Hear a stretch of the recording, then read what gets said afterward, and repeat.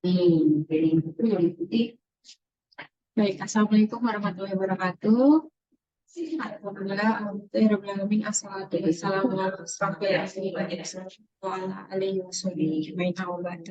Yang saya hormati pemberi kita ini Bapak. Semoga selalu sehat Pak Tubagus. Ya, alhamdulillah. Suaranya agak putus-putus, Bu Friska. Suaranya agak putus-putus ya Pak ya? Iya. Sebentar.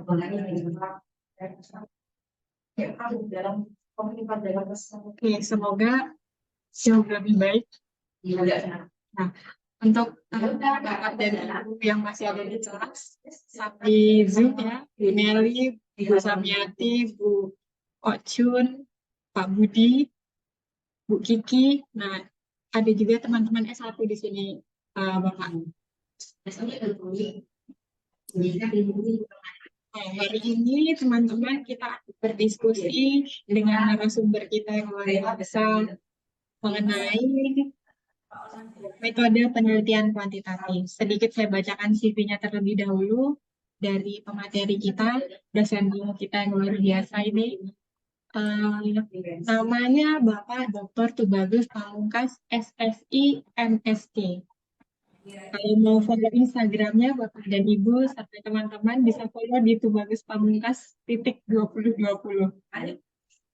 Rumahnya ada di Perum Putra 2, Blok C6, Sagulung, Batam. Pekerjaannya dosen dan data analis. Statusnya, alhamdulillah, Pak Tubagus statusnya sudah menikah dengan 1 orang istri dan 2 orang anak. Kemudian pendidikan formal S1 FMIPA Matematika Universitas 11 Maret Surakarta, kemudian S2-nya di FMIPA Matematika Konsentrasi Statistik Universitas Gadjah Mada Yogyakarta, kemudian S3 Ilmu Pendidikan Konsentrasi Pendidikan Matematika Universitas Negeri Yogyakarta. Untuk pengalaman kerjanya Bapak dan Ibu dari 2008 sampai dengan sekarang, beliau itu dari dosen part-time di UIB, kemudian part-time di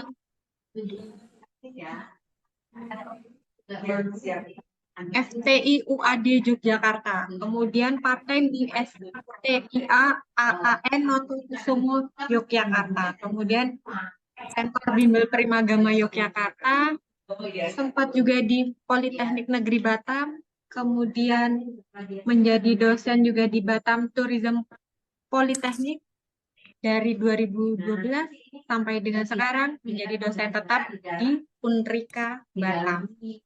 Pengalaman mengajarnya luar biasa, banyak sekali Bapak dan Ibu. Ini mungkin saya bacakan moto baik-baiknya manusia adalah orang yang bermanfaat bagi orang lain. Luar biasa.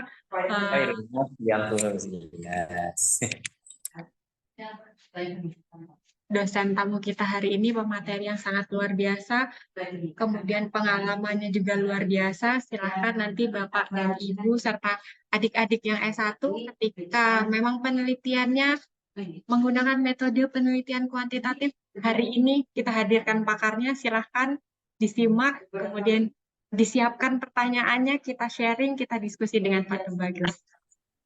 Mana? Untuk menyingkat waktu, Pak Tubagus, saya sepenuhnya persilahkan ke Pak Tubagus.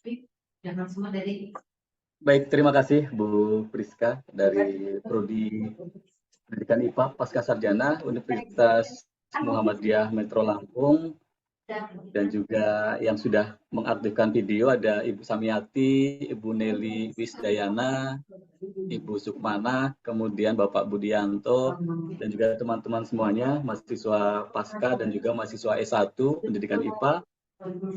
Izinkan saya mengucapkan salam terlebih dahulu. Assalamualaikum warahmatullahi wabarakatuh.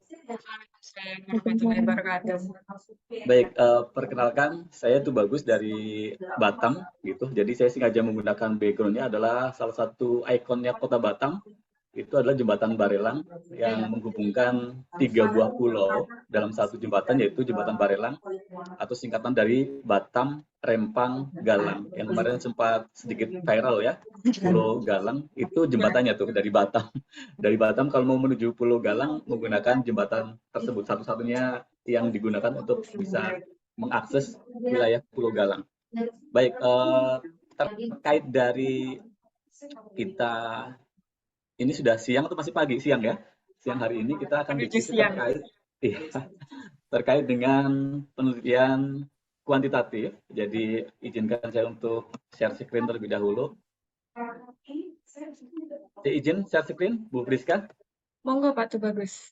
Ini host disable participant screen sharing. Mohon di Sudah. sharing dulu. Oke.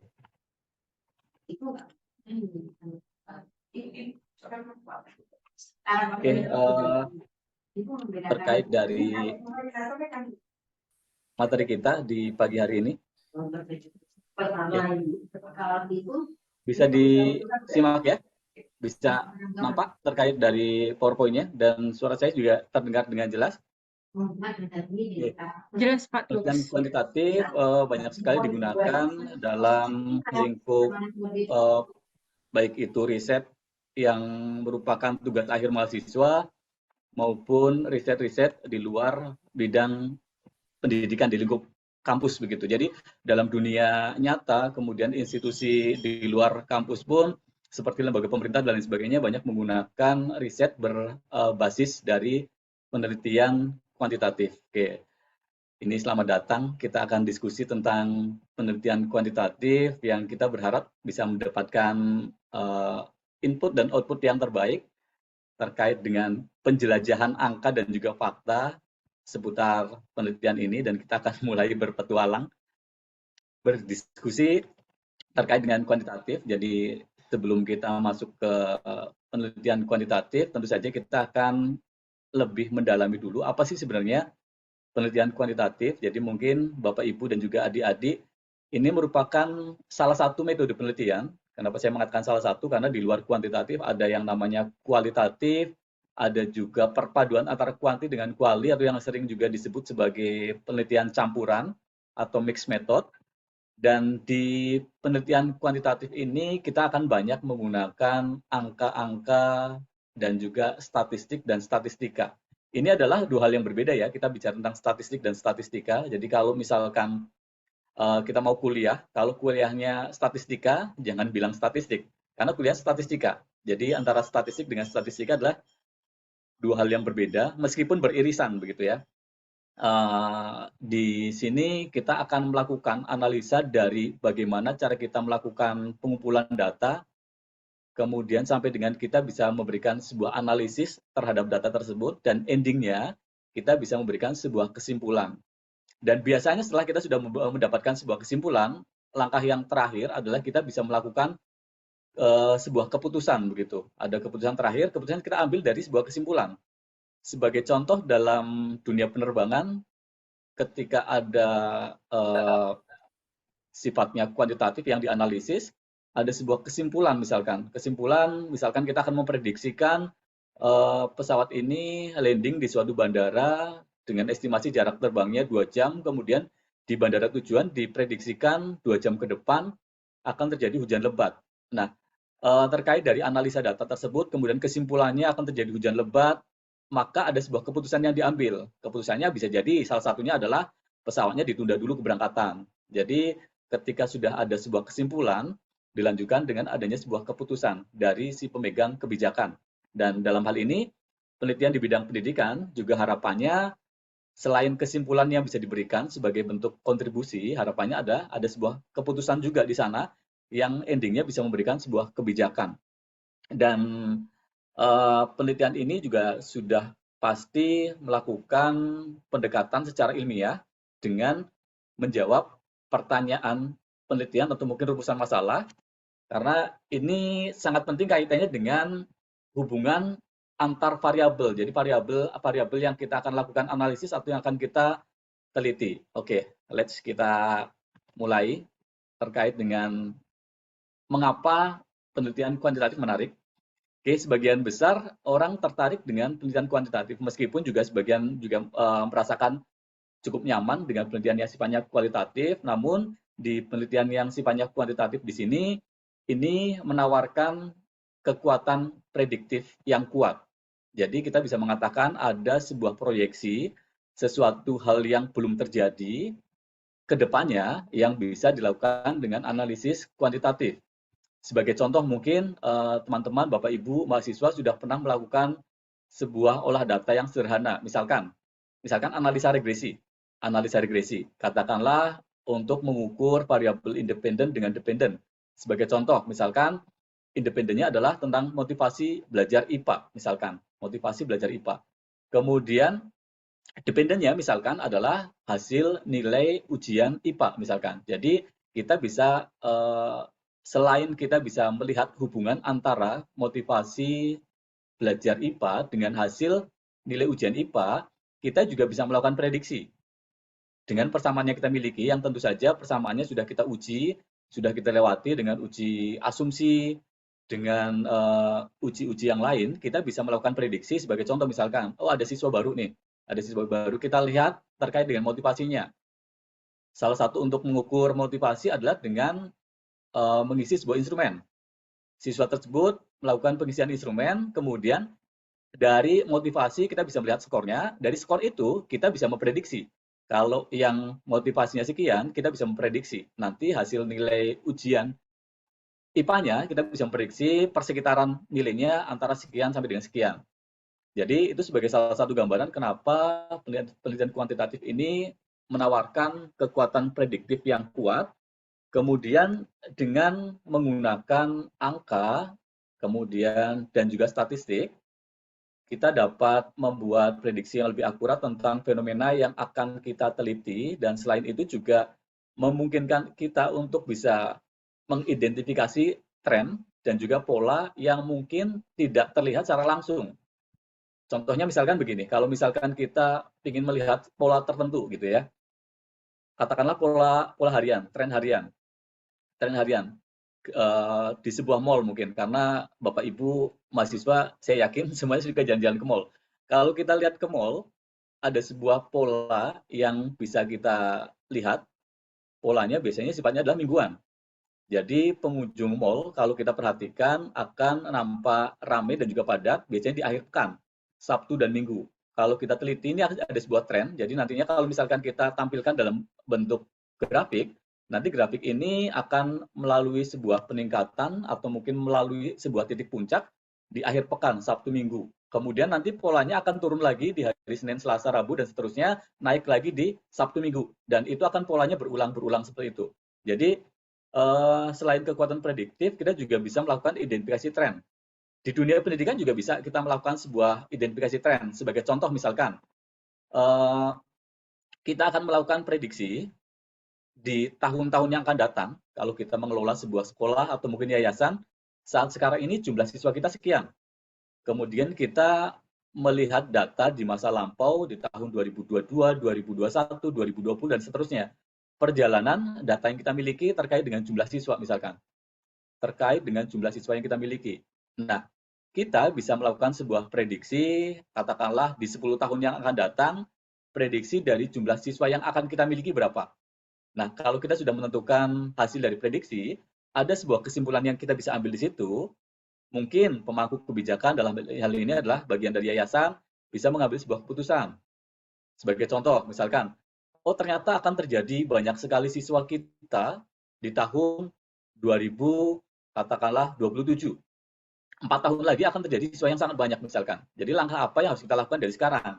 Sebagai contoh misalkan, perlu pembangunan ruang kelas baru, perlu penambahan tenaga pengajar baru, dan lain sebagainya. Ada sebuah keputusan yang bisa kita siapkan dari sekarang terkait dari pola yang sudah kita miliki, dilihat dari prediksi atau proyeksi atau forecasting yang bisa kita lihat di masa yang akan datang.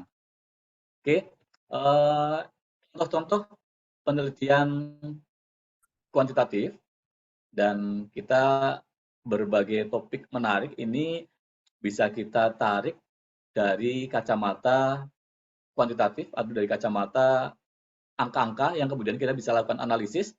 Ini sebagai contoh. Ini penelitian mahasiswa saya kemarin melihat terkait dengan adanya media sosial terhadap kesehatan mental. Jadi melihat pengaruh beberapa media sosial terhadap kesehatan mental ini mahasiswa melihat dari sisi dampak dan juga impaknya. Dampak yang sifatnya merugikan dan juga impact yang sifatnya adalah sesuatu kontribusi yang positif. Keempatnya, contohnya adalah kontribusi body shaming di lingkungan sekolah.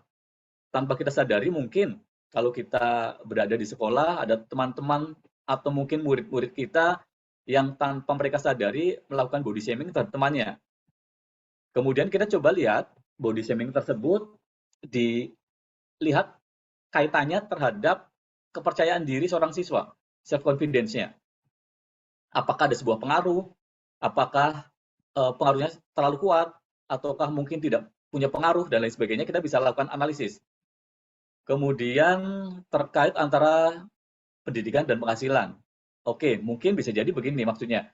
Semakin tinggi tingkat pendidikan seorang mahasiswa yang grade-nya mungkin dari D1, D2, D3, kemudian S1 atau D4, melanjutkan S2, S3, kita bisa mengasumsikan dulu, melakukan hipotesis dulu, menduga sementara dulu bahwa semakin tinggi tingkat pendidikan seseorang, semakin tinggi juga tingkat penghasilan. Walaupun kenyataannya tidak selalu akurat 100%, begitu ya. Kadang ada yang lulusan SMA tetapi penghasilannya melampaui teman-teman yang mungkin sudah lulus S3 ataupun sebaliknya begitu. Kemudian terkait dari efektivitas teknik pembelajaran online. Ini juga menjadi topik yang cukup menarik sekitar 1 tahun, 2 tahun belakangan ini, karena banyak sekali opini di masyarakat, baik dari siswa maupun dari orang tua, dan juga dari guru terkait dengan pembelajaran berbasis online. Nah, sebagai contoh, karena saya mengampu mata kuliah statistika, kemudian matematika, dan ilmu-ilmu yang berkaitan dengan hitung-menghitung, biasanya ketika saya tawarkan kepada mahasiswa, kita mau belajar online, atau offline, atau blended, mayoritas mahasiswa itu memilih belajarnya offline. Tidak menginginkan belajar online untuk mata kuliah yang berbau angka-angka begitu. Kita sering membuat sebuah polling atau mungkin jejak pendapat, rupanya mahasiswa itu tidak terlalu suka belajar online apabila berkaitan dengan angka-angka. Nah, ini sesuatu yang menarik karena bisa kita analisis, kita melihat bagaimana sih keefektifannya, atau mungkin nanti kita bisa meninjau dan kita juga bisa melakukan evaluasi, kalaupun misalkan ternyata mahasiswa tidak tertarik dengan belajar online pada mata pelajaran yang berbau statistika, ada sebuah evaluasi yang bisa kita lakukan. Bisa jadi nih dari sisi pengajarnya, bisa jadi dari saya sebagai seorang dosen, ketika online tidak membuat media yang menarik sehingga tidak membuat mahasiswa interest begitu. Jadi banyak evaluasi yang bisa kita lakukan. Tetapi sebelumnya kita juga akan melihat dari kacamata statistika dulu, mengumpulkan data dan informasi terlebih dahulu. Dan harapannya dengan penelitian yang berbau kuantitatif ini, kita bisa menggunakan metode yang tepat, karena banyak sekali metode-metode nantinya, kemudian bisa mendapatkan hasil temuan yang berarti dan bermanfaat, dan tentunya hasil penelitiannya juga menjadi sesuatu yang menarik. Ada sebuah temuan, atau mungkin kalau bahasa secara akademik, ada yang sifatnya sesuatu yang baru, begitu, kebaharuan. Oke. Nah, bagaimana sih langkah dalam melakukan penelitian kuantitatif? Oke, tentu saja yang pertama adalah ada sebuah masalah nih. Nah, kenapa mahasiswa S1 ini ada kurikulum sekian SKS, mereka wajib menjalankan kegiatan PPL. Harapannya dengan mahasiswa S1 ini menjalankan PPL, ketika berinteraksi langsung di lapangan, dalam hal ini di sekolah, ini menemukan sebuah masalah. Bukan mencari masalah di sekolah ya, bukan mencari masalah gitu, tapi menemukan sebuah masalah yang harapannya mahasiswa tersebut bisa membantu mencarikan solusi. Oke, ketika menemukan masalah, kan banyak sekali nih masalah di sekolah. Terkait dari hasil belajarnya, terkait dengan cara mengajarnya, terkait dari sarana dan lain sebagainya, yang nantinya mahasiswa S1 ini mencoba untuk membantu memecahkan masalah tersebut. Kemudian setelah mahasiswa sudah menemukan masalah nih, masalahnya apa? Misalkan minat belajarnya sangat kurang. langkah berikutnya adalah coba merujuk ke teori terkait dengan masalah tersebut, misalkan minat belajar. Silakan digali teori-teori terkait dengan minat belajar, baik dari definisi operasionalnya, kemudian dari kumpulan beberapa ahli mengatakan minat belajar itu sebenarnya seperti apa, dari kumpulan-kumpulan teori, dari kumpulan-kumpulan definisi operasional, kemudian kita rujuk kepada satu titik temu yang disesuaikan dengan sekolah yang kita terjuni di situ, didapatkanlah nanti kumpulan-kumpulan dari definisinya, kemudian sampai kita mendapatkan indikator yang mewakili dengan kondisi. Jadi, mungkin ada beberapa ahli mengatakan bahwa minat belajar adalah mungkin tidak sama persis. Kadang beririsan, kadang sangat berbeda, kadang berbeda tapi ada sesuatu hal yang sama, mirip gitu ya.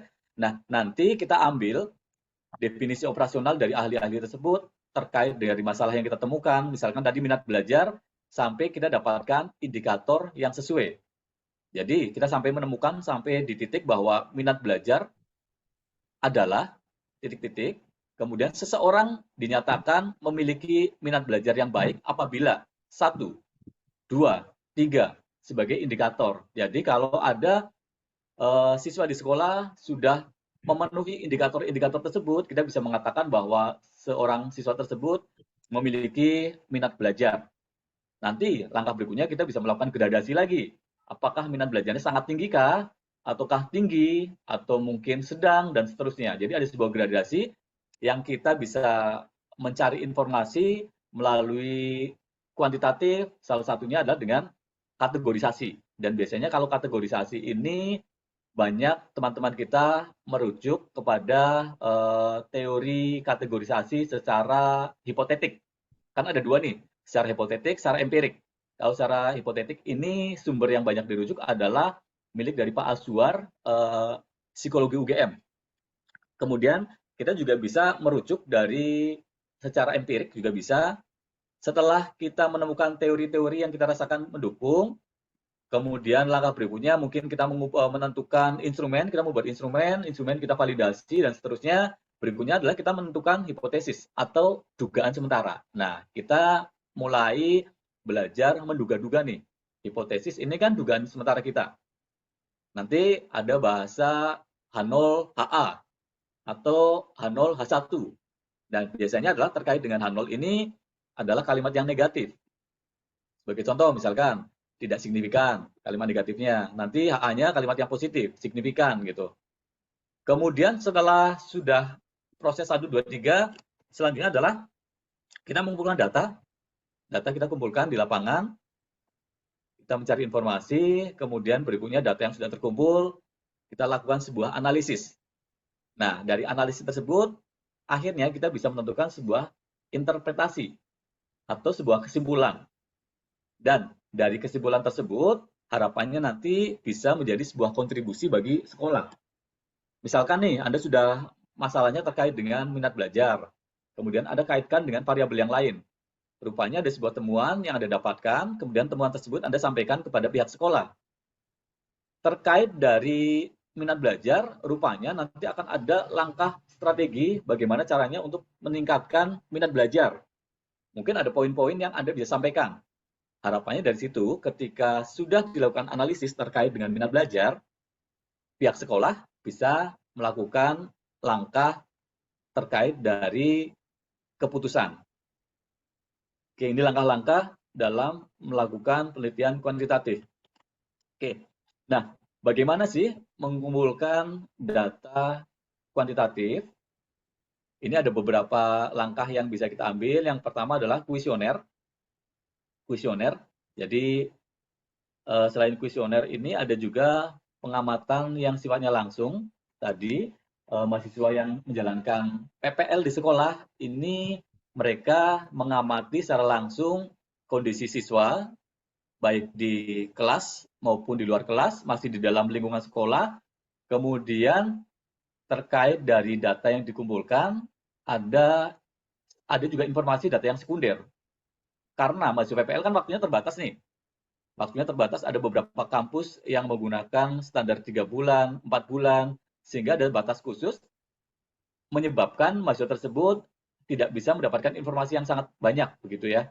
Sebagai contoh misalkan track record siswa nilainya di kelas-kelas sebelumnya.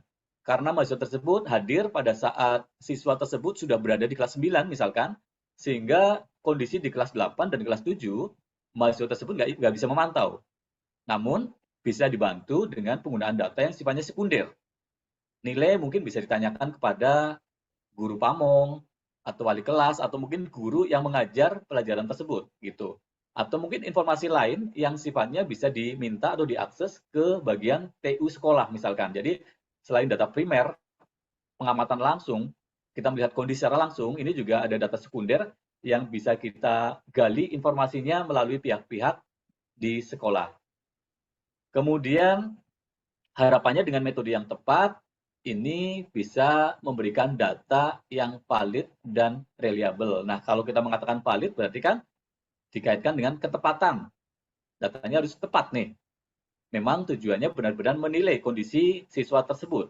Kalau kita ingin melihat minat, ya tentu saja instrumennya berkaitan dengan minat. Bukan dengan motivasi, begitu ya. Kemudian, reliable atau ketetapan. Jadi, sebagai ilustrasi, pertanyaan yang reliable, kemudian jawaban yang reliable, begitu ada jawaban yang tidak berubah-ubah. Artinya, sebagai contoh, misalkan seorang siswa, kita ambil sampel seorang siswa, katakanlah kita ambil secara acak, terkait dari minat belajarnya. Mereka kita minta untuk mengisi instrumen. Ketika mereka mengisi instrumen, ya, bagaimana? Bagaimana? Ada gangguan suara? Sebentar, Pak, saya cari ini yang mana bersuara. Ada gangguan suara Pak ya? TB, lanjut, Iya? jernih Oh, Pak Pak TB, Ali, lanjut. Pak Dekan. Ada Pak Dekan, Lanjut. Pak. Oh, oke. Baik. Jadi terkait dengan reliabilitas, kita ilustrasikan, kita ambil salah satu siswa kita mengisi angket minat belajar misalkan. Ketika mereka mengisi minat belajar, kemudian kita sudah punya parameter nih, seseorang dinyatakan memiliki minat belajar yang sangat tinggi apabila skornya sekian sampai sekian misalkan. Skornya dikatakan minat belajarnya tinggi apabila skornya sekian sampai sekian. Nah, ketika siswa tersebut sudah mengisi di hari ini rupanya skornya sangat tinggi minat belajarnya. Hari ini mereka mengisi satu orang, katakanlah saya sebut namanya misalkan Andi. Andi hasilnya adalah sangat tinggi minat belajarnya hari ini. Kemudian kita coba lagi 3 hari yang akan datang. 3 hari yang akan datang dengan instrumen yang sama, cuma kita acak nomornya. Rupanya di hari yang ketiga, skornya itu berbeda. Skornya berbeda, katakanlah didapatkan informasi minat belajarnya sedang. Nah, berarti kan tidak reliable. Tidak reliable, ini ada beberapa kemungkinan. Jawabannya kan tidak tetap nih, tidak tetap. Hari Senin, skornya mengatakan minat belajarnya sangat tinggi. Kemudian 3 hari lagi, kita nyatakan bahwa Andi ini minat belajarnya sedang. Rupanya tidak tetap hasilnya. Kemungkinan dari sisi instrumennya. Dari butir-butir soalnya bisa mengindikasikan instrumennya tidak reliable. Atau dari sisi siswa tersebut. Pada saat mengisi instrumen itu, mengisinya sembarangan, tidak membaca soalnya. Sering kita temukan kondisi siswa yang seperti itu. Jadi, pada saat mengisi instrumen itu, ada yang siswa kita perhatikan ketika skala Likert itu tidak membaca soalnya, tiba-tiba dikumpulkan. Yang seharusnya secara logika, soalnya ada 20, ini hanya 3 menit sudah selesai gitu. Dia menjawab 45 gitu. Nah, ini kan menyebabkan nantinya kesimpulannya menjadi tidak valid dan juga tidak reliable. Makanya salah satunya ketika siswa tersebut sedang mengisi assessment, sedang mengisi apapun instrumennya itu, kita memang wajib memantau benar-benar mereka mengisi sesuai dengan kondisinya. Nah, sebagai contoh, sesuatu yang tidak reliable, mungkin pertanyaan begini, sesuatu yang tidak reliable. Kalau misalkan Anda bertanya kepada teman Anda, teman dekat Anda misalkan, Anda bertanya, Anda berasal dari sekolah mana? Misalkan pertanyaannya begini, Anda berasal dari sekolah mana? Kemudian dijawab dari SMA 1. Oke, tidak ada masalah berarti dengan antara pertanyaan dengan jawaban. Kita menganggapnya. Kemudian seminggu kemudian kita bertanya lagi, Anda dari sekolah mana? Teman kuliah nih, Anda dari sekolah mana gitu. Kemudian dia menjawab dari SMP Muhammadiyah misalkan. Teman yang sama, dengan pertanyaan yang sama, tetapi ditanyakan di hari yang berbeda, menyebabkan jawaban yang berbeda. Kemarin ditanya, Anda dari sekolah mana? SMA 1. Seminggu kemudian ditanya, dari sekolah mana? SMP Muhammadiyah. Nah, berarti kan tidak reliable jawabannya kan? Tidak tetap. Dalam hal ini, kemungkinan adalah pertanyaannya yang salah. Mungkin kalau pertanyaannya diperbaiki menjadi Anda berasal dari SMA mana? Hari ini ditanya, dengan minggu depan ditanya, ini pasti jawabannya akan sama, SMA 1. Kecuali siswa tersebut berbohong. Ini konteksnya sudah berbeda. Ketika mahasiswa menjawab dengan pertanyaan yang dijawab itu dengan kejujuran, kalau ditanya Anda dari SMA mana, SMA 1, seminggu kemudian saya tanya SMA mana, SMA 1, berarti kan reliable jawabannya, tidak berubah-ubah gitu. Jadi ada beberapa hal di instrumen ini yang wajib kita perhatikan terkait dari validitas dan juga reliabilitas. Kalau ditanya apakah butuh instrumen? Ya, sangat butuh instrumen kalau untuk kuantitatif maupun kualitatif. Kemudian, nah ini terkait dari sampel. Berapa sih sampel yang harus kita ambil? Sering menjadi sebuah pertanyaan. Ketika kita akan menentukan sampel, dalam menentukan ini secara umum dibagi menjadi 3. Yang pertama, apabila populasi diketahui. Yang kedua, apabila populasi tidak diketahui. Yang ketiga, apabila populasinya sangat terbatas, sangat sedikit. Padahal, syarat kita melakukan sebuah analisis secara kuantitatif, sampel penelitian adalah 30. Namun, apabila populasinya tidak sampai 30, kita kan nggak bisa memaksakan nih harus 30. Kenyataannya di lapangan, kita sangat susah loh mencari 30 gitu. Hanya ada 7 misalkan. Nah, dengan adanya populasi yang sangat terbatas, berarti nanti sampelnya ya populasinya itu gitu. Nah, sekarang bagaimana dengan poin 1 dengan 2? Populasi yang diketahui dengan populasi yang tidak mungkin diketahui. Contohnya begini, kita ingin melakukan analisis terhadap siswa. Kalau kita bicara tentang siswa, baik itu siswa SMP, SD, SMA, SMK, dan lain sebagainya, ini kan bagian dari populasi yang sangat mudah dicari informasinya, begitu ya. Kalau kita ingin melakukan siswa SMA Negeri 3 misalkan, kita cukup ke TU saja, mereka sudah punya datanya lengkap, sehingga populasi sangat mudah diketahui. Kalau kita ingin melakukan analisis terhadap siswa SMK Semetro Lampung misalkan, SMK Semetro Lampung, kita bisa ke Dinas Pendidikan. Ada berapa jumlah SMK negeri, ada berapa jumlah SMK swasta, berapa masing-masing jumlah siswanya. Sehingga total populasinya sangat mudah bisa kita dapatkan informasinya. Apalagi sekarang juga sudah zamannya canggih ya. Di Dinas Pendidikan itu secara online juga menampilkan jumlah siswa setiap tahunnya. Ini biasa digunakan rumus Slovin, nanti coba kita lihat contohnya. Kemudian populasi tidak diketahui. Anda tanya ke dinas, tanya ke sekolah, tanya kemana-mana, ini juga akan tidak ditemukan jawabannya. Misalkan, tadi terkait dengan siswa, oke sekarang kita terkait dengan siswa lagi, tetapi konteksnya yang berbeda. Misalkan, Anda sebagai mahasiswa IPA ingin melakukan sebuah analisis terhadap, katakanlah, Anda menciptakan sebuah pasta gigi nih. Sebuah pasta gigi yang akan digunakan untuk siswa remaja yang giginya sensitif.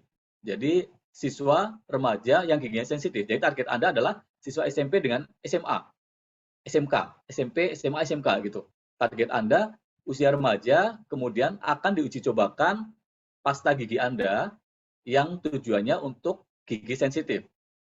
Kalau misalkan Anda tanya, berapa sih jumlah siswa SMA 1 yang giginya sensitif, saya rasa Anda tanya ke TU juga TU nggak tahu jawabannya. Tanya ke wali kelas, juga wali kelas nggak tahu jawabannya. Gitu. Jadi populasinya tidak mungkin kita dapatkan informasinya. Ke dinas kesehatan pun tidak tahu gitu. Ada berapa SMA yang giginya sensitif. Nah, ini biasanya digunakan rumus Limeshow untuk populasi yang tidak diketahui. Kita coba lihat contohnya. Kalau populasi yang diketahui misalkan, ada beberapa informasi awal yang harus kita sajikan. Sebagai contoh nih, di sebuah pulau, karena di wilayah Provinsi Kepri ini kan banyak sekali pulau-pulau nih. Di Batam aja, banyak sekali sekolah-sekolah di pulau-pulau, kadang ada satu pulau yang jumlah penduduknya hanya 400 kepala keluarga gitu. Jadi banyak sekali pulau-pulau. Ini contohnya sebuah pulau dengan jumlah siswa ada 988. Ada 988 orang akan diambil sampel untuk penelitian terkait dari motivasi belajarnya. Nah, ketika kita sudah bisa mendapatkan informasi populasi, langkah berikutnya adalah kita menentukan alfa. Alfa ini berkaitan dengan tingkat kepercayaannya nanti. Ketika Anda sudah dapatkan sampel minimalnya, ini sampel minimal ya, jadi misalkan sampel minimalnya 50, maka Anda boleh mengambil 51, boleh mengambil 52 gitu, karena slot ini adalah untuk mengambil sampel minimal. Kalau misalkan Anda sampel minimalnya adalah 60, kemudian Anda ambil 65, itu juga nggak masalah. Berapakah sampel minimal jika alfanya 5%, kemudian kalau alfanya 10%, bagaimana sampel minimalnya? Nah, kita lihat, kalau alfanya 5%, kita gunakan rumus Lopin, maka diperoleh dari populasi atau N besar, 988, kemudian dibagi dengan 1 tambah alfa kuadrat dikalikan N. Alfanya adalah 5%, sehingga diperoleh 285. Kita bandingkan dengan alfa 10%. Kalau alfanya 10% atau 0,1, di sini diperoleh nilai dari sampel minimalnya adalah 91. Oke, dari jumlah populasinya 988, pertanyaannya berapa nih sampel minimal yang akan kita ambil untuk penelitian? Karena populasi diketahui, kemudian kita coba bandingkan antara alfa 10% dengan alfa 5%. Rupanya alfa 10% ini membuat jumlah sampel minimalnya cukup 91 saja. Sementara kalau untuk yang tadi, alfanya 5%, kita minimalnya harus 285. Karena tadi saya sampaikan bahwa ini terkait dari tingkat kepercayaan. Kalau alfanya 5%, berarti nanti dari 285 kita analisis, kita berikan instrumen untuk mengisi data, kemudian kita olah data tersebut sampai didapatkan sebuah kesimpulan, nantinya kesimpulan bisa dipercaya 95%. Sedangkan ketika alfanya 10%, 91 responden, kita analisis, kesimpulan nanti bisa dipercaya sebesar 90%. Jadi kalau kita bicara tentang akurasi tentu saja semakin kecil alfa, semakin besar responden, semakin dipercaya, tingkat kepercayaannya begitu ya. Kalau alfanya 1%, secara logika, respondennya nanti akan lebih banyak lagi dari 285. Dan secara logika juga, implikasinya adalah akan lebih bisa dipercaya. Oke, ini terkait dari populasi diketahui. Nah, bagaimana kalau populasi tidak diketahui? Misalkan nih, peran motivasi berprestasi ini sangat penting. Seorang mahasiswa ingin melakukan penelitian hubungan motivasi belajar siswa yang memiliki latar belakang keluarga tidak harmonis. Nah, ketika kita akan melakukan sebuah analisis terhadap keluarga yang tidak harmonis ini kan salah satu populasi yang tidak mungkin bisa kita dapatkan. Kenapa tidak bisa kita dapatkan? Kadang populasi yang tidak diketahui ini beberapa kasus sifatnya adalah private, tidak ingin diketahui oleh orang lain gitu. Ada beberapa yang sifatnya adalah tidak ingin diekspos, tidak ingin disampaikan. Ada beberapa yang sifatnya adalah memang tidak bisa dicari informasinya sama sekali. Nah, kalau terkait dari motivasi berprestasi dari keluarga yang memiliki latar belakang keluarga tidak harmonis, ini kan saya yakin pihak sekolah pun tidak memiliki informasi atau data terkait dari berapa sih banyaknya siswa kita yang berasal dari keluarga yang tidak harmonis gitu kan. Jadi ini adalah bagian dari populasi yang tidak diketahui. Lalu bagaimana caranya? Berarti kita harus mencari informasi atau referensi dari syukur-syukur dari kota yang sama. Kalau misalkan dari kota yang sama kita tidak bisa mendapatkan informasi, kita boleh merujuk dari kota lain yang tentu saja memiliki karakteristik yang sama dengan kota yang akan dilakukan sebuah analisis. Sebagai contoh ini. Jadi ada sebuah informasi yang menyebutkan bahwa di kota lain ada 15% siswa SMA berasal dari keluarga yang tidak harmonis. Oke, kalau alfanya 5%, maka misalkan Anda akan melakukan penelitian di Metro Lampung. Berapa nih sampel minimal yang akan kita ambil? Nah, sama seperti kasus yang tadi, kita bandingkan kalau 5%, kemudian kita ambil juga kalau 10% bagaimana gitu. Kalau untuk populasi yang tidak diketahui, kita gunakan rumus Limeshow ya. Z kuadrat PQ dibagi dengan D kuadrat. Z-nya ini adalah sebuah ketetapan. Z-nya adalah sebuah ketetapan di mana besarnya adalah 1,96. kita cukup mencari informasi P saja, proporsi yang P aja kita cari. Jadi kita merujuk ke kota lain, kalau memang di kota kita tidak ada informasi itu, kita bisa merujuk informasi di kota lain, misalkan Metro Lampung, katakanlah, memiliki karakteristik yang sama dengan Jakarta. Karena misalkan siswanya heterogen, di sebuah sekolah siswanya berasal dari berbagai macam suku, misalkan berbagai macam katakanlah latar belakang dan lain sebagainya. Karakteristiknya cukup heterogen dan lain sebagainya. Jadi kita bisa merujuk ke kota yang memiliki karakteristik yang sama. P ini adalah proporsi. Tadi di soal disebutkan bahwa 15% siswa SMA berasal dari keluarga yang tidak harmonis. Oke, dapat informasi terkait 15% atau desimalnya berarti 0,15. Oke, kita masukkan P, kalau Q-nya ini adalah 1 dikurangi P. Kemudian dibagi dengan D kuadrat. D kuadrat ini juga sama sifatnya adalah seperti alfa. Jadi D-nya adalah tingkat signifikansinya. Kita tinggal masukkan 1,96 kuadrat, yaitu 3,84, atau mungkin hitungan praktisnya adalah kita bisa mengambil pendekatan angka 4 gitu. Kalau kita lihat di lapangan, pendekatan angka 4, kemudian dikalikan 0,15, dikalikan lagi dengan 0,85, dibagi dengan 0,05 kuadrat, diperoleh 196.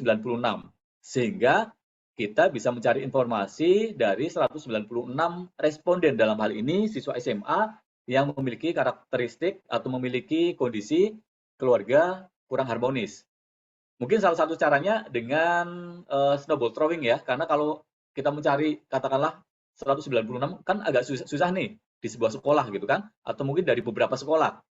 Kita bisa dibantu dengan snowball throwing, kita mungkin cari informasi dari wali kelasnya, ambil mungkin 1 atau 2 orang, 1 dari 2 orang itu bisa mengarahkan kepada kita, dia pasti punya teman, punya kenalan yang tahu juga memiliki karakteristik dari keluarga yang sama, kita didapatkan informasi dari orang tersebut dan seterusnya gitu. Jadi snowball throwing ini membantu kita mencari responden yang tepat. Nah, kalau alfanya 5%, itu responden minimalnya adalah 196. Bagaimana kalau alfanya 10%? Ternyata kalau 10%, ini respondennya jauh lebih sedikit. Cukup 49 orang saja. Jadi kita bisa menggali dari informasi 49, mungkin kalau misalkan siswa SMA, dari beberapa SMA yang kita kumpulkan, kemudian kita dapatkan sudah 2 orang, misalkan dari 2 orang itu akan memberikan informasi ke temannya, temannya akan memberikan informasi ke temannya sampai terkumpul 49 siswa. Kita ingin melihat bagaimana sih motivasi berprestasinya, kita cukup mencari 49 siswa. Tetapi dengan konsekuensi bahwa ketika kita ambil 49, kemudian data kita kumpulkan, data kita analisis, dan sampai dapat sebuah kesimpulan, nanti kesimpulannya dipercayanya sebesar 90%. Kalau ini dipercayanya 95%. Oke. Kemudian kalau populasi sangat terbatas, contohnya misalkan, di sebuah sekolah akan dilakukan penelitian terkait dengan kepuasan pelayanan fasilitas laboratorium bagi mahasiswa yang berasal dari luar negeri. Oke, mungkin kalau mahasiswa yang asalnya dari luar negeri, mereka sudah terbiasa mendapatkan fasilitas laboratorium yang canggih mungkin. Nah, ketika mereka pindah sekolah di Indonesia, misalkan katakanlah di Batam, atau misalkan di Metro Lampung, mereka mungkin melihat fasilitas laboratorium yang tidak secanggih di negara mereka gitu. Nah, kita ingin melihat bagaimana sih kepuasan pelayanannya. Kemudian rupanya siswa yang berasal dari luar negeri ini hanya 11 orang aja. Sementara kita tahu bahwa penelitian minimal harus 30 responden. Tetapi hanya ada 11 siswa aja. Ya sudah, berarti sampelnya adalah sampel jenuh. Sampel jenuh adalah keseluruhan populasi kita jadikan sebagai objek untuk penelitian. Oke. Nah, bagaimana dengan kita melakukan analisis data kuantitatif? Setelah tadi kita sudah mengumpulkan data dari jumlah sampel yang kita tentukan, kemudian selanjutnya kita analisis, kemudian dari penelitian kuantitatif, teknik statistik yang pas untuk menjawab dari pertanyaan penelitian kita atau rumusan masalah kita. Kemudian kita juga sudah melakukan uji hipotesis.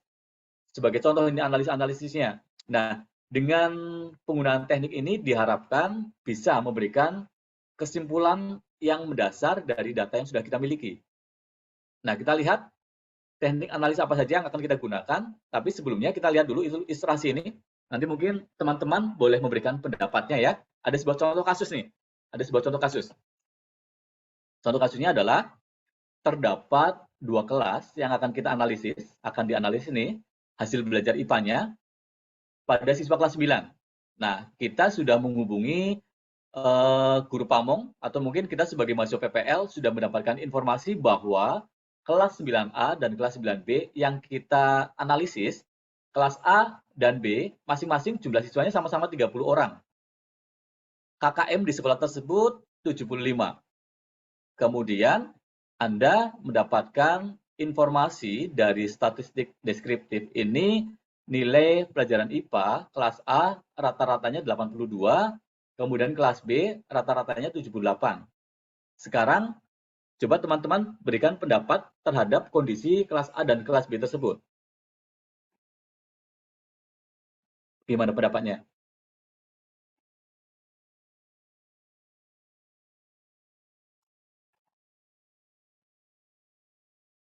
Pendapatnya bagaimana? Teman-teman, kalau kita punya dua kelas, kelas A dengan kelas B, kemudian kelas A rata-ratanya 82, kemudian kelas B rata-ratanya 78. Apa kesimpulan kita yang kita bisa berikan? Informasi apa yang kita bisa berikan pada mungkin Anda sebagai mahasiswa PPL, Anda berikan informasi kepada, katakanlah, kalau Anda diminta untuk diskusi dengan bagian kurikulum atau mungkin bagian kesiswaan, Anda mengatakan kira-kira seperti apa?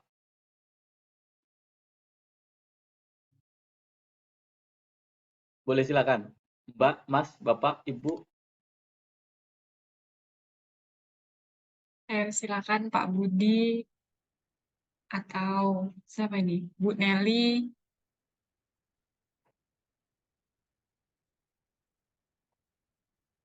Boleh memberikan pendapatnya. Yang diberikan pendapat aja ya, jangan pendapatan.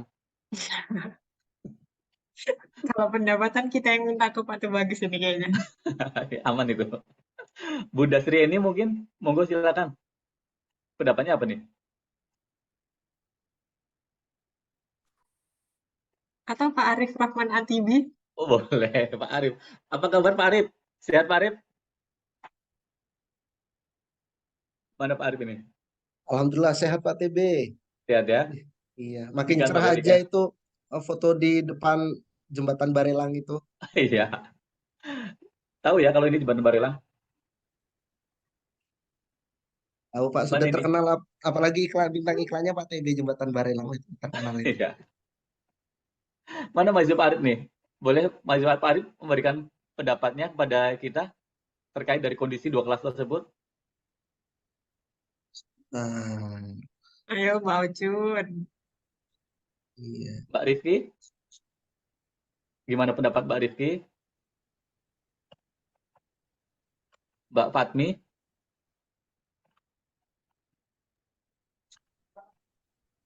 Malu-malu Mbak sepertinya Mbak Dian? Jolin. Atau mungkin kalau gitu saya yang memberikan pendapat ya. Kalau saya memberikan pendapat misalkan begini. Ada seorang guru mengatakan dari kondisi nilai siswa tersebut, kemudian menyampaikan informasi bahwa, oh, kelas A lebih baik Pak dibanding dengan kelas B. Dari informasi itu mengatakan bahwa kelas A lebih baik Pak dibanding kelas B. Misalkan laporan kepada bagian pakar kesiswaan misalkan. Nah, kira-kira bagaimana pendapat Anda dari jawaban eh, siswa yang lagi PPL terkait dari kondisi seperti itu? Setuju nggak? Setuju nggak? Mengatakan bahwa, Pak, kelas A lebih baik dibanding dengan kelas B. Setuju nggak, Mbak Sukmana? Kalau untuk saya ya Pak ya, menurut Ya? saya tidak setuju Pak. Karena Oke. apa ya, sebelum kita tahu keadaan nyatanya, Hmm. misalkan kita tahu misalkan hasil hasil dari proses belajar Hmm. ataupun keterampilan yang ada di siswanya itu Pak, kita tidak Hmm. boleh melebeli Hmm. kelas ini dibandingkan dengan kelas ini, karena Hmm. dengan kita memberikan label itu otomatis ya kita mensugesti dalam diri kita ya Pak ya, oh kelas ini lebih baik, oh kelas ini lebih jelek gitu Pak. Kalau dari hasil belajar IPA-nya, misalkan hasil belajar diperoleh 82 dengan 78. 82 dengan 78. Kemudian memberi semangat kepada kelas yang rata-rata 78. Mengatakan bahwa kondisi nilai di kelas B ini kurang loh dibanding dengan kelas A. Ayo semangat lagi. Itu kira-kira gimana? Ya kalau untuk memberi semangat ya otomatis sangat dianjurkan ya Pak ya, karena dengan Oke. kita memberikan semangat itu memberikan motivasi lebih lah Pak. Oke. Nah, kita lihat kondisi sesungguhnya kalau misalnya misalkan begini, tadi rata-rata nilai pelajaran IPA di kelas A 82, kemudian rata-rata nilai pelajaran IPA di kelas B 78. Saya pernah melihat kasus seperti ini nih. Kemudian mahasiswa PPL tersebut mengatakan bahwa kelas A lebih baik Pak dibanding dengan kelas B. Kenapa Anda mengatakan lebih baik? Karena rata-ratanya lebih tinggi gitu. Padahal ketika jawaban tersebut diberikan oleh mahasiswa PPL, saya ingin menggali lebih dalam lagi. Bagaimana kondisi nilai per siswa gitu. Saya gali. Saya juga tidak bisa langsung menjudge bahwa kelas A lebih baik dibanding dengan kelas B hanya dari rata-rata saja. Kalau hanya dari rata-rata saja ini tidak bisa mewakili sebuah rankingan. Kalau hanya dari rata-rata saja, tidak bisa mewakili sebuah rankingan. Nah, ternyata kondisi di kelasnya seperti ini. Kita lihat, kelas A yang rata-ratanya 82, ini oke, kita asumsikan nilainya kondisi seperti ini ya, biar kita cepat menghitungnya. 10 siswa nilainya 94. Oke, 10 siswa nilainya 82 dan 10 siswa nilainya 70. Sehingga kalau kita jumlahkan dengan penggunaan rumus rata-rata, yang kelas A memang benar, rata-ratanya adalah 82. Sedangkan kelas B ini rata-ratanya 78, tetapi nilai di dalamnya, oke, saya berikan ilustrasi kondisinya seperti ini, 10 siswa nilainya 80, 10 siswa nilainya 78, dan 10 siswa nilainya 76. Sehingga rata-ratanya 78. Rupanya ketika waktu itu mahasiswa PPL mengatakan kelas A lebih baik dibanding kelas B, saya lihat nilai di dalamnya, rupanya di kelas B justru tidak ada mahasiswa yang di bawah KKM. Tetapi malah terjadi kelas A banyak yang nilainya di bawah KKM. Jadi rupanya kalau dari keberhasilan dapat nilai di atas KKM, lebih berhasil kelas B rupanya. Kelas A banyak yang tidak memenuhi standar KKM. Nah, tadi saya mengatakan bahwa hanya dari rata-rata saja kita tidak bisa memberikan informasi terkait dari ranking atau peringkat kelas. Sehingga kita harus tahu informasi lebih dalam lagi. Nah, salah satu caranya adalah dengan melihat ukuran penyebaran. Misalkan dengan melihat variansinya. Nah, kalau kita lihat kan variansinya cukup jauh nih. Dari 82 ke 94. Ada 12 poin. 82 ke 72 ada 12 poin. Kalau variansi berarti kan nilainya nanti selisihnya dikuadratkan. Jadi 144, dijumlahkan, 144 dan seterusnya. Angkanya sangat tinggi. Sementara kalau untuk variansi di kelas B ini relatif lebih rendah. Makanya salah satu uji yang bisa kita gunakan adalah terkait dengan uji homogenitas. Ketika dinyatakan kondisi tersebut mempunyai kondisi kelas yang homogen, baru kita bisa menentukan mana yang lebih baik. Tetapi kalau rupanya dari variansinya aja sudah jauh berbeda, kemudian kita uji homogenitasnya rupanya tidak homogen. Berarti ada sesuatu yang perlu kita teliti lebih dalam lagi. Jadi tadi sebagai ilustrasi bahwa dari rata-rata saja kita tidak bisa melakukan justifikasi. Oke, sesuai dengan pendapat yang diberikan oleh Bu siapa? Bu Sukmana tadi. Bu Sukmana. Oke. Kemudian kita lanjutkan terkait dari instrumen penelitian ya. Instrumen penelitian. Teman-teman saya yakin sudah terbiasa dari instrumen penelitian. Kalau wawancara ini di kuantitatif hanya sebagai informasi pendukung saja. Tetapi kalau wawancara ini bagian dari penelitian yang sifatnya kualitatif. Kemudian observasi ini juga salah satu dari teknik kita mendapatkan informasi data, biasanya pengamatan awal ya, kita melakukan observasi. Nah, kuesioner ini juga bisa diberikan, ini ada beberapa skala, nanti kayaknya ada penjelasan terkait dengan skalanya. Kemudian dokumentasi juga penting, tes juga bagian dari instrumen penelitian. Nanti kita lihat. Nah, terkait dari kuesioner nih. Kuesioner, hal-hal penting yang perlu disampaikan dalam kita membuat sebuah kuesioner. Kuesioner atau angket ini salah satu metode pengumpulan data untuk membuat daftar pertanyaan yang harus dijawab oleh responden penelitian. Ada beberapa poin yang wajib diperhatikan. Yang pertama adalah terkait dari isi pertanyaannya. Sesuai dengan indikator atau variabel yang akan kita nilai. Kalau kita akan bertanya tentang kepercayaan diri seorang siswa, ya pertanyaannya seputar kepercayaan diri, sesuai dengan indikator di dalamnya. Kemudian yang kedua, bahasa yang digunakan adalah bahasa sesuai dengan kemampuan responden. Kalau kita ingin menggali informasi dari keluarga siswa, dari orang tua siswa yang mengisi kuesioner, kita tahu bahwa orang tua siswa tidak semuanya berasal dari pendidikan tinggi. Mungkin ada beberapa orang tua yang mungkin pendidikannya SMA, SMP, SD, dan sebagainya gitu. Jadi, hindari bahasa yang mungkin kurang bisa dimengerti oleh responden. Gunakan bahasa yang bisa dimengerti oleh seluruh responden. Kemudian tipe dan bentuk pertanyaannya ini bisa terbuka, bisa tertutup. Kalau tertutup kan sudah jelas ya, sudah ada opsi jawabannya, sudah dibatasin. Kalau terbuka, ini berupa pertanyaan yang bisa dijawab dengan jawaban yang sangat luas. Kemudian tidak menanyakan hal yang sudah dilupakan, hal yang sudah lampau biasanya. Hal yang sudah lampau misalkan pertanyaannya adalah 10 tahun yang lalu, 5 tahun yang lalu, membuat responden akan lama berpikir. Kemudian pertanyaannya harapannya juga tidak menggiring. Jadi tidak menggiring, kalau yang sekarang tuh mendekati pemilu gitu. Jadi pertanyaannya jangan menggiring ke salah satu kandidat saja. Kita berusaha untuk objektif di antara 3 kandidat misalkan. Ini salah satu contoh. Nah, pernah saya temukan sebuah kuesioner dengan pertanyaan seperti ini. Saya coba berikan contoh pertanyaannya. Ini waktu itu kuesioner diberikan kepada nasabah bank. Oke. Jadi ada sebuah pertanyaan, kita coba analis bersama-sama terkait dari apakah Anda merasa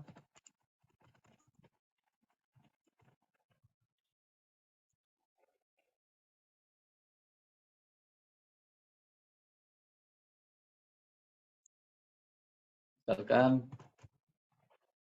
oke. Ini kita bikin skala Likert misalkan terkait dengan sangat tidak setuju, kemudian ragu-ragu, setuju, tidak setuju. Oke, kita coba analisis bersama-sama. Apakah Anda merasa nyaman dan aman melakukan transaksi di BPR cabang Kota Moro? Pendapat Anda bagaimana dengan pertanyaan tersebut? Dengan pernyataan tersebut. Pendapat Anda bagaimana? Sudah tepat diberikan kepada nasabah atau tidak tepat? Alasannya apa begitu? Izin menjawab Pak TB. Iya, silakan. Misalkan saya diberi pertanyaan seperti ini, nanti respondennya akan menjawab. Kalau dia merasa nyaman tapi tidak aman, maka kurang pilihannya tidak tepat. Kemudian kalau dia merasa aman tapi tidak nyaman, jadi mungkin satu pertanyaan, satu kondisi gitu ya. Oke. Mbak Desri ini ya? Iya, Iya, Pak. baik. Tepat sekali. Jadi pernah saya temukan pernyataan dari seorang yang akan melakukan penelitian terhadap kepuasan di sebuah bank. Pernyataannya adalah, ini pertanyaan ya, ini pertanyaan. Apakah Anda merasa nyaman dan aman melakukan transaksi di BPR cabang Kota Moro? Ini salah satu soal yang nanti bisa menyebabkan jawabannya bias. Mestinya pada saat validasi, ini adalah salah soal yang tidak valid. Karena tadi, merasa nyaman dan aman. Ini nyaman dan aman, masalahnya di sini. Jadi, sebaiknya soal ini kita gradasi menjadi 2 soal. Apakah Anda merasa nyaman, kemudian Anda merasa aman. Seperti penjelasan tadi, Mbak Desri ini juga menyampaikan bahwa kalau nasabah merasa nyaman, dekat rumah nih, kantornya, cabangnya, kemudian ruangannya juga ber-AC, ruang tunggunya juga sofa, kan nyaman nih. Tapi tidak aman, karena tidak ada security, tidak ada CCTV, dan lain sebagainya. Bingung akan jawab mana. Atau sebaliknya, tidak nyaman. Ruangannya pengap, tidak ber-AC di bank tersebut, tapi aman. Ada CCTV, ada security. Dia akan mengalami kebingungan. Sehingga nanti ketika mereka, responden ini memaksakan untuk menjawab, yang terjadi menjadi bias gitu. Mestinya ini adalah salah satu soal yang ketika divalidasi menjadi soal yang tidak valid atau harus diperbaiki. Oke, kita lanjutkan. Dalam penelitian ini ada beberapa skala ya. Yang pertama, skala Likert. Teman-teman, mahasiswa semuanya tahu skala Likert seperti apa? Biasanya skala Likert ini ada yang dimulai dibagi menjadi 3. Misalkan tidak setuju, ragu-ragu, setuju. Atau dibagi 4. Kalau dibagi 4 berarti yang tengah tidak ada. Jadi sangat tidak setuju, setuju, sangat setuju. Bagi 4. Kalau dibagi 5 berarti ada titik tengahnya. Responden diberikan kesempatan untuk ragu-ragu. Kemudian ada juga 6. Saya pernah melihat skala Likert yang paling panjang itu adalah 9. Jadi skala Likert dibagi menjadi 9. nanti akan ada poin yang sangat setuju. Sangat tidak setuju. Oke. Kemudian berikutnya skala Goodman. Nah, skala Goodman ini dibagi hanya menjadi 2. Kalau Likert tadi kan lebih dari 2 ya, mulai dari 3, 4, 5, dan seterusnya. Kalau skala Goodman ini dibagi menjadi 2. Terkait dari setuju tidak setuju, kemudian ya tidak, kemudian positif negatif, benar salah, pernah tidak pernah, sering tidak pernah, pernah tidak pernah, dan seterusnya. Jadi hanya ada 2 opsi jawaban. Kemudian skala semantik diferensial ini mirip dengan skala Likert, cuma bedanya adalah semantik diferensial memberikan kesempatan responden untuk berpikir. Sebagai contoh misalkan, Anda katakanlah bisnis online, ingin membuat informasi terkait dari kepuasan pembelinya. Anda bikin skalanya adalah semantik diferensial. Nah, semantik diferensial ini hanya informasi awal dengan akhir. Misalkan menurut Anda barang yang kita jual adalah 1 murah, misalkan 1 sampai dengan 5 gitu. 1 untuk murah, kemudian 5 untuk mahal, misalkan. Oke. 5 untuk mahal. Oke. Jadi nanti responden berpikir, saya merasa bahwa barangnya ini mahal, tapi ya nggak mahal-mahal amat sih dibanding toko lain. Mereka kan berpikir, oh kalau begitu 4, oh 3 aja misalkan. Bedanya dengan skala Likert, kalau skala Likert ini kan sudah disajikan nih. 1 artinya apa, 2 artinya apa, 3 artinya apa gitu. Kalau skala semantik diferensial ini hanya informasi akhir dengan awal saja. Oke, dan yang jelas semua instrumen ini wajib dilakukan validasi, baik nanti validasinya secara konten kah, atau secara kriteria kah, atau secara konstruk dan lain sebagainya. Kemudian terkait dari teknik analisa data, ini ada sebuah perbedaan ya, kalau kualitatif dengan kuantitatif. Yang pertama, statistik deskriptif ini wajib disampaikan karena memberikan sebagai gambaran sebuah kondisi. Bisa ditampilkan dalam bentuk grafik, diagram, chart, ogi, poligon, histogram, dan lain sebagainya, silakan. Kemudian Anda sajikan informasi terkait dari rata-rata median modus sebagai informasi deskriptif. Kemudian juga terkait dengan ukuran penyebaran. Ini biasa digunakan variansi dengan standar deviasi. Boleh juga sih terkait dengan kondisi MAPE-nya, kemudian MSE-nya, dan lain sebagainya.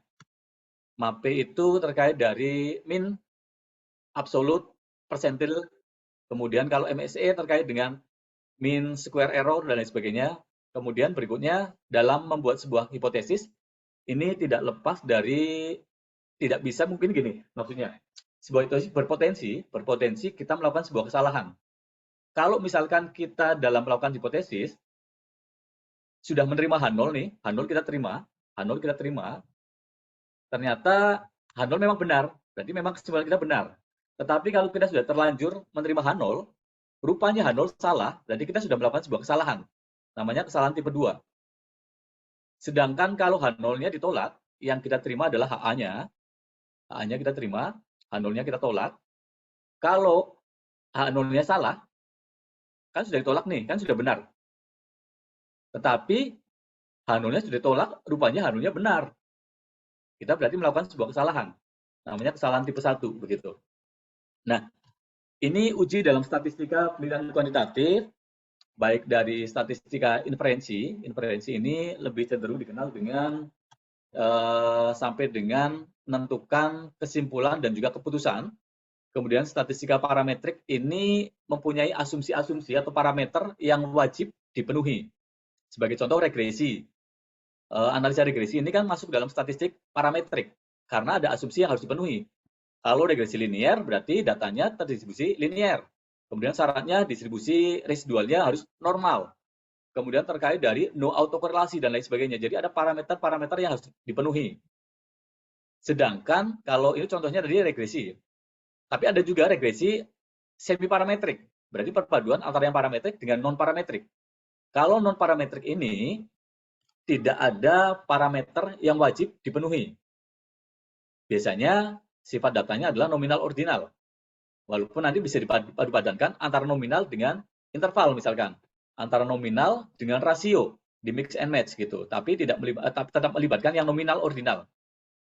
Oke, baik dalam statistika inferensi, parametrik maupun non parametrik, ini ada beberapa uji-uji Kalau untuk yang sifatnya inferensi dan parametrik, salah satunya adalah uji t-test. Teman-teman semua saya yakin sudah tahu ya, untuk melihat perbedaan signifikan antara dua sampel. Kemudian analisis of variansi atau ANOVA. Ini biasanya lebih dari 2 sampel. Kemudian regresi linear, chi-square. Chi-square ini bisa digunakan untuk parametrik, bisa digunakan untuk non-parametrik juga. Non-parametrik juga bisa menggunakan chi-square. Kemudian uji normalitas, uji homogeneous, dan lain sebagainya. Ini ada beberapa uji-uji yang biasa digunakan untuk penelitian kuantitatif, meskipun ada juga di luar itu. Misalkan SEM, teman-teman sudah biasa menggunakan SEM misalkan, yang banyak melibatkan variabel, banyak menggunakan indikator, dan lain sebagainya. Oke, kemudian terkait dari, ini sudah 11.45, nanti habis ini kita diskusi ya. Kelebihan dari penelitian kuantitatif, ini terkait dari objektivitas. Oke, kita menganggap bahwa cukup objektif dalam menilai sesuatu. Kemudian replikabilitas, maksudnya adalah mewakili dari kondisi real populasinya. Kemudian generalabilitas, ini bisa kita ambil kesimpulan secara general. Kalau objektivitas ini berarti penelitian ini didasarkan dari fakta dan juga angka yang kita bisa mengatakan bahwa informasi tersebut adalah valid. Dengan catatan kita sudah bisa melakukan verifikasi. Kemudian replikabilitas ini berarti penelitian ini bisa diulang dan harapannya juga hasilnya sama meskipun waktunya berbeda. Kemudian terkait dengan generalabilitas ini bahwa bisa diambil sebuah kesimpulan untuk populasi yang lebih luas dengan catatan populasinya punya karakteristik yang sama. Oke. Tantangannya pasti ada. Tantangannya pasti ada ya. Biasanya dalam melakukan pengumpulan data, ini banyak sekali prosedur yang harus dilakukan. Salah satunya adalah ketika kita sudah terlanjur mengumpulkan data, rupanya instrumennya tidak valid gitu ya. Rupanya instrumennya ada yang belum dilakukan validasi dan lain sebagainya. Jadi memang tahap-tahapannya memang harus diperhatikan terkait dari bagaimana kita menyusun teorinya, definisi operasionalnya, kita sajikan sampai dengan indikatornya. Kalau memang itu adalah terkait dari penelitian yang akan melibatkan antar variabel, kemudian instrumennya kita persiapkan, instrumennya kita konsultasikan kepada yang ahli. Kalau memang kita akan diskusi kepada guru, mungkin ada syarat guru yang sudah mengajar sekian belas tahun. Kemudian ketika kita akan konsultasikan kepada dosen, mungkin juga ada syarat dosen yang sudah memiliki jabatan fungsional tertentu dan lain sebagainya. Atau mungkin kita juga bisa diskusi kepada praktisi, kemudian diskusi kepada para ahli. Kalau kita bicara tentang motivasi, boleh kita merujuk kepada psikolog dan lain sebagainya. Jadi beberapa tantangan ini pada saat kita melakukan pengumpulan data juga pastikan bahwa responden kita benar-benar mengisi dengan jujur. Kemudian kita juga bisa memperhatikan pada saat mereka mengisi. Kemudian ada juga sebuah keterbatasan yang harapannya kita juga bisa melihat hubungan kausalitas atau sebab akibat dan lain sebagainya yang harapannya nanti bisa digunakan menjadi sebuah metode yang bisa menjawab permasalahan yang ada di sekolah maupun di lingkungan kampus atau mungkin di lingkungan kita sehari-hari. Dan yang terakhir lagi, yang harapan paling utama adalah kita bisa memberikan sebuah kebijakan. Dengan adanya kesimpulan, kita bisa memberikan sebuah keputusan dan juga kebijakan yang bisa memberikan manfaat buat banyak orang. Dan kesimpulan tadi, ini menjadi sebuah metode yang menarik dan berharap menjadikan manfaat dalam memberikan informasi dan juga menggali angka serta fakta yang bisa dibuktikan secara empirik terkait dari pendekatan secara ilmiahnya secara kacamata statistika dan bisa memberikan sebuah temuan yang berarti di berbagai bidang. Begitu Bu Priska, mungkin boleh dilanjutkan ke kita diskusi. Silakan Bu Priska. Ya, terima kasih Pak Tubagus. Pemaparannya luar biasa. Dari pengertian kuantitatif sampai di akhir tadi ada skala, ada teknik analisa, ada teknik penentuan populasi sampel, apa instrumennya, dan lain-lain. Monggo silakan teman-teman mahasiswa dari yang S2 IPA ataupun yang S1 Biologi Fisika, silakan yang ingin ditanyakan terkait materi yang sudah dipaparkan oleh Pak Tubagus, yaitu metode penelitian kuantitatif. Silakan, siapa yang mau bertanya? Raise hand. Kita diskusi santai aja, silakan. Mana ini? Mbak Ocun, Bu Fatmi, Mbak Samiati. Pak Anu, Taniati. oh, Bu Dasriani. Monggo, Bu. Terima kasih Bu Friska. Bertanya Pak bagus, itu bagus. Kalau misalkan saya misalkan saya mengembangkan sebuah modul gitu ya Pak ya. Oke. Nah, pada saat saya akan menerapkan hasil dari pengembangan saya tersebut, berarti kan lebih dahulu saya harus melakukan validasi nggak Pak? Nggih, betul. Nah, ketika saya melakukan validasi terhadap modul saya, Nggih. apakah cukup dengan memvalidasi konten saja yang terdapat di modul itu, ataukah ada aspek lainnya? Misal, apakah saya perlu melakukan validasi terhadap bahasa yang digunakan di dalam modul tersebut? Iya. Kemudian yang kedua, apakah saya juga perlu untuk memvalidasi desain dari modul yang saya kembangkan? Atau cukup dengan konten saja seperti itu, Pak? Dan pada saat melakukan validasi tersebut, cukupkah hanya dengan satu orang saja? Atau saya perlu karena merasa tiga aspek tersebut, jadi saya perlu 3 orang untuk memvalidasi atau seperti apa, Pak? Mohon arahnya, Pak. Terima kasih. Baik. Mbak siapa tadi? Dasrini, Pak. Mbak Desrini. Baik, terima kasih Mbak Desrini. Ini pertanyaan yang bagus sekali karena memang kondisi di lapangan sering sekali dihadapkan pada pertanyaan-pertanyaan seperti ini pada saat mahasiswa melakukan sebuah penelitian. Yang pertama adalah terkait dari validasi nih. Validasinya apakah konten saja sudah cukup, apakah konstruk saja sudah cukup, apakah harus konten dengan konstruk. Oke, kondisi di lapangan dari masing-masing penelitian ini dihadapkan pada kondisi yang berbeda-beda. Oke, sebagai contoh, ada yang memaksakan harus validasi konten dengan konstruk. Kalau misalkan ada beberapa soal, misalkan soal ujian nasional, misalkan beberapa tahun yang lalu ada ujian nasional, kalau sekarang sudah tidak ada. Tapi misalkan kita ambil sebuah contoh ujian nasional. Ujian nasional apakah perlu diuji secara konten dengan konstruk? Saya rasa jawabannya adalah cukup secara konten. Diujikan kepada ahli-ahli yang berkaitan dengan asesmen di bidang ujian nasional tadi. Kalau misalkan diujikan secara konstruk, diberikan kepada siswa SMA yang akan menghadapi ujian nasional, tentu saja yang terjadi adalah soal itu mengalami kebocoran gitu ya. Jadi tidak perlu diujikan secara konstruk, cukup konten kepada ahli-ahli di bidangnya.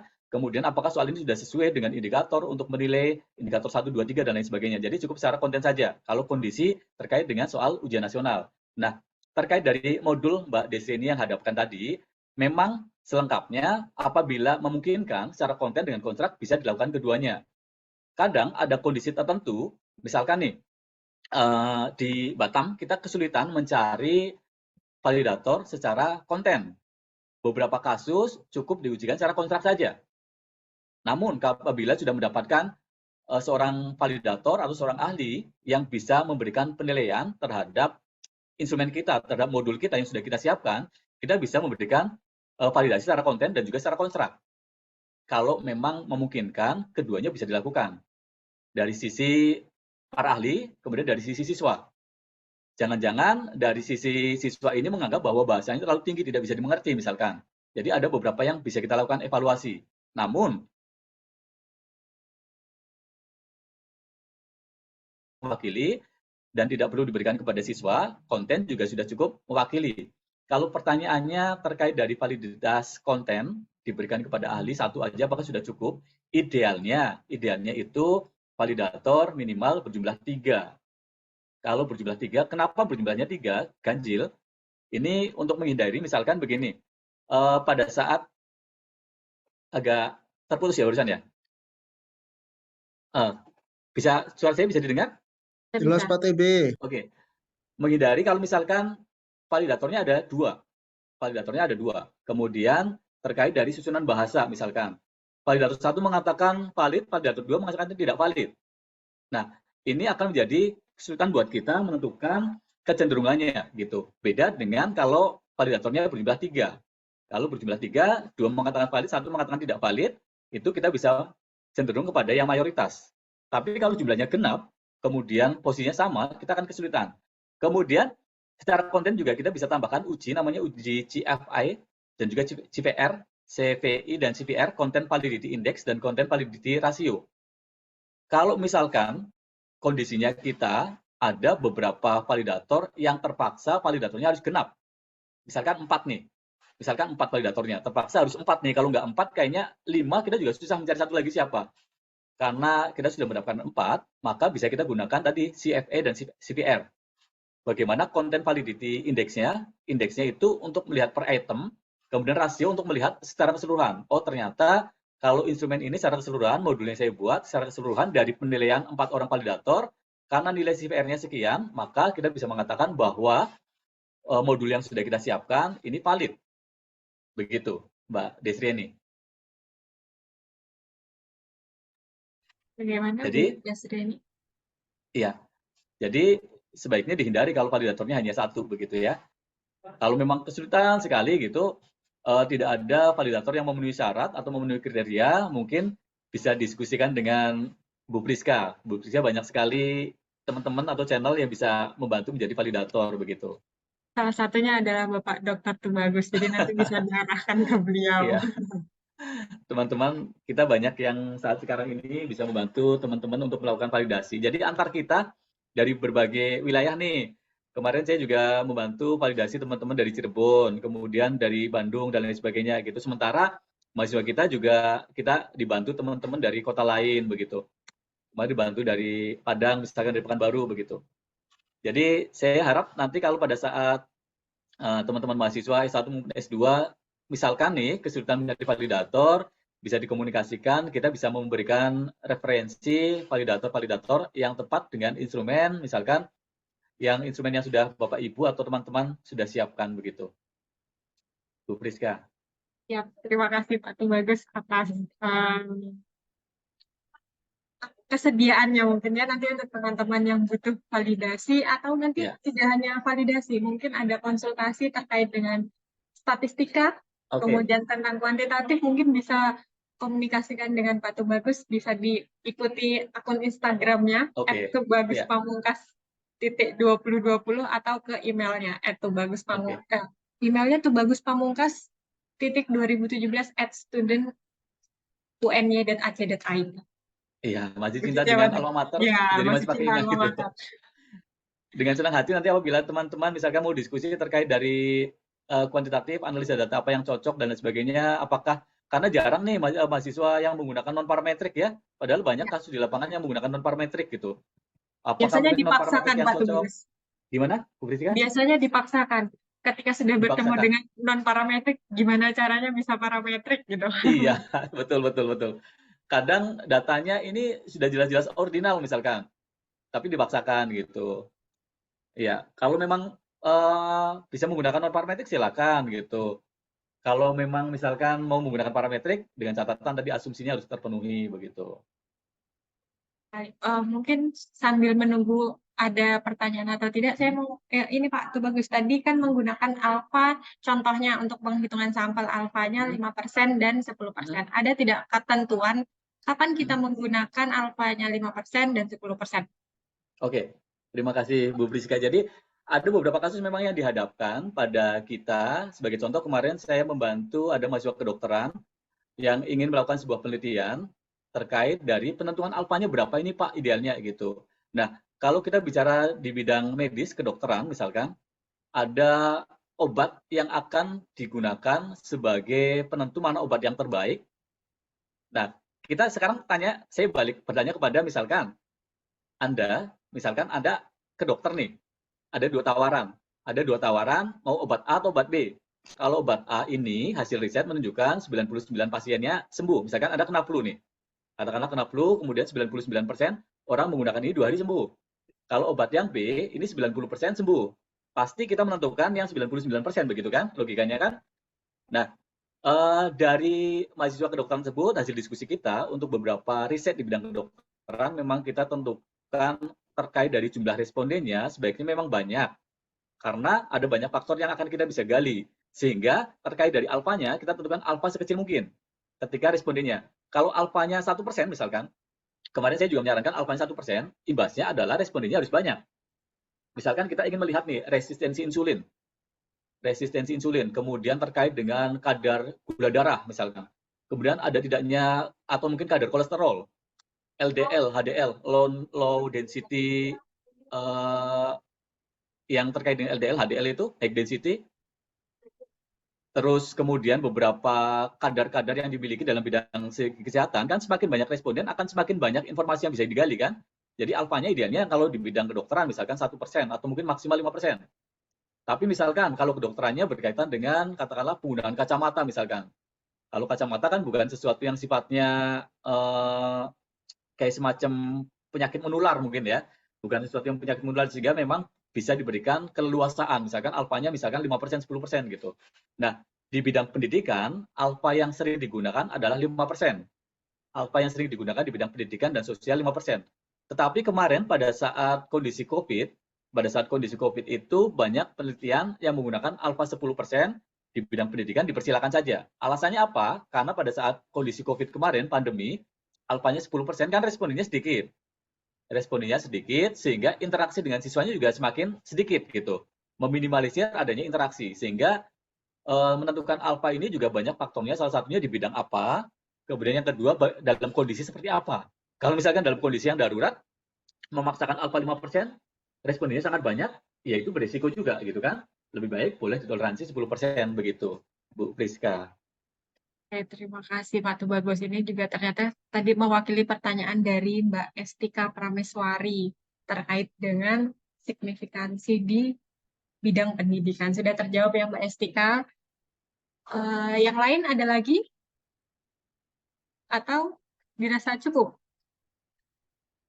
Penjelasan Pak Tubagus tadi sudah rinci dari awal. Kalau teman-teman menyimak dari awal, insya Allah akan tercerahkan. Cukup, tidak ada yang ditanyakan. Oke, saya harap ini juga Pak Tubagus di sini sudah azan, jadi mungkin kita diskusinya tidak bisa berlama-lama. Jadi terima kasih Pak Tubagus. Hari ini waktunya sudah disempatkan untuk bersama teman-teman kita diskusi tentang penelitian kuantitatif. Tadi sudah ada langkah penelitian kuantitatif, instrumennya, teknik penentuan populasi, sampel jenuhnya, kemudian bagaimana cara menentukan jumlah sampelnya, skala pengukuran, teknik analisa, hipotesis, dan sebagainya. Itu nanti materinya mungkin nanti bisa di-share ya Pak Tubagus kepada teman-teman.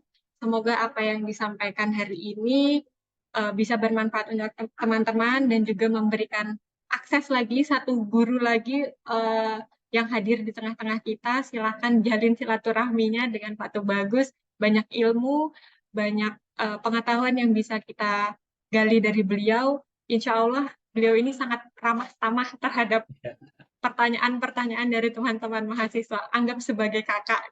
Beliau suka dipanggil kakak. Ini adalah penyiar radio, jadi kalau bahasanya mungkin sama teman-teman sekarang ya. Jadi jangan takut bertanya kepada Pak Tubagus walaupun belum pernah bertemu secara tatap muka, tapi kita sudah bertemu di dunia maya. Ini perkenalan awal, semoga bisa menjadi jembatan untuk teman-teman juga. Terima kasih Pak Tubagus, semoga sehat selalu. Kita foto dulu Kak Bu Priska? Oh boleh. Kita foto Silakan dulu. teman-teman untuk aktifkan kameranya ya. Jadi yang sambil baring-baringan nanti kelihatan ini ya. Silahkan aktifkan kamera teman-teman. Sudah? Oke, kita hitung ya. 1, 2, 3. Oke. Gaya Lampung, Pak Bagus. Gaya Lampung gimana? Literasi. Oh ya, literasi. Oke. 1, 2, 3. Bentar. Oke. Geser kameranya. Oke. Saya juga sambil foto ini. Oke, 1, 2, 3. Terima kasih Pak Tubagus. Oke. Salam hormat kami dari Universitas Muhammadiyah Metro Lampung. Semoga nanti ada kesempatan lagi untuk kita bekerja sama dan berkolaborasi. Amin. Terima kasih juga untuk teman-teman yang sudah setia tadi dari jam 10:30 ya. Terima kasih Bu Priska dan teman-teman di Universitas Muhammadiyah Metro Lampung atas kesempatannya kita bisa berdiskusi siang hari ini. Semoga silaturahmi kita bisa jalan. Silakan kalau ingin diskusi lebih lanjut ya. Bu Priska, apabila ada salah kata di siang hari ini saya mohon maaf. Saya akhiri. Terima kasih. Semoga sehat semuanya. Dari saya, dari Batam, mengucapkan wassalamualaikum warahmatullahi wabarakatuh. Waalaikumsalam. Assalamualaikum warahmatullahi wabarakatuh. Terima kasih Terima Pak. kasih banyak Pak. Sama-sama.